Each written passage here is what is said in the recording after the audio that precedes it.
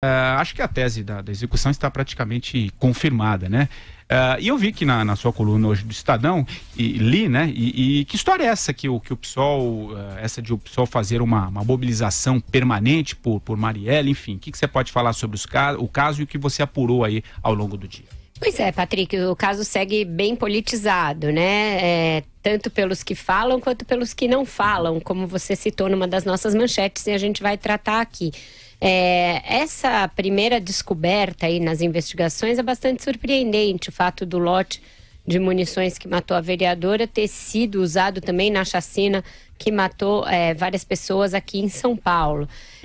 A munição foi vendida para a PF, mas isso não quer dizer exatamente que tenha alguma ligação com a PF. A gente tem que ver o caminho que essa munição percorreu, se foi roubada, se teve algum desvio desse lote, o que aconteceu. Então, uma primeira informação bastante surpreendente, mas que ainda não diz muita coisa sobre a questão da autoria, né?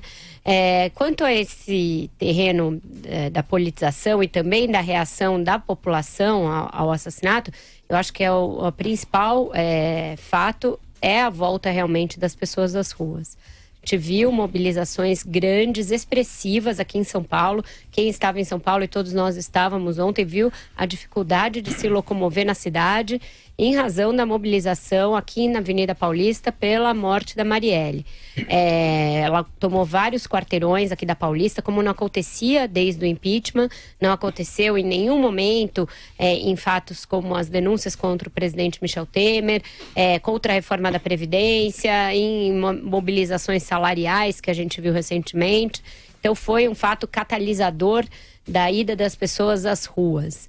Se isso vai se manter como houve em outras manifestações, se vai ser um estopim como foi em 2013, que começou com um fato isolado e virou uma manifestação por serviços, por direitos, por melhor prestação do Estado, a gente vai ver daqui para frente. Se isso vai ter um desdobramento eleitoral, eu acho que começa a ficar evidente que sim. Começa a ficar evidente que sim, tanto pelos posicionamentos que isso vai gerar por parte dos candidatos, quanto pela questão da segurança em si. Ia se tornando uma bandeira a ser erigida pelo presidente Michel Temer. Ele não só cancelou sua ida ao Rio, como o governo cancelou o balanço de um mês da intervenção, pois um pouco as barbas de molho preferiu esperar que passe a comoção e que haja algum norte para essas investigações antes de falar. O próprio interventor tem sido muito cauteloso e eles têm dado declarações por meio do porta-voz da intervenção e evitado se precipitar e dar intervenções. Então está tudo muito quente ainda.